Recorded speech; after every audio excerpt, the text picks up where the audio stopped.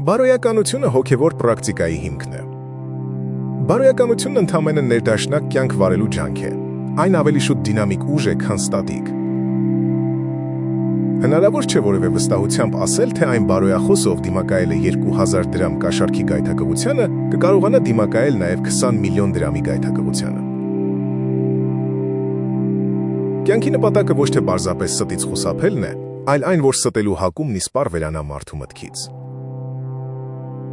Առանց բարոյականության հոգևոր պրակտիկաները մարդկանց նորից կշեղի դեպի նյութական վայելքներ, եւ նրանք կարող են օգտագործել իրենց մտավոր ուժը, անեական ֆիզիկական օբյեկտների հանդեպ ծարավը հագեցնելու համար։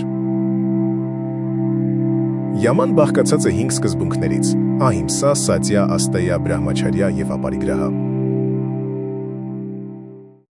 Շնորհակալություն դիտման համար։ Հետևեք մեզ սոցհարթակներում։ Մասնակցեք մեր հանդիպումներին ամեն կիրակի յոգայի ֆեդերացիայում 13:00-ին։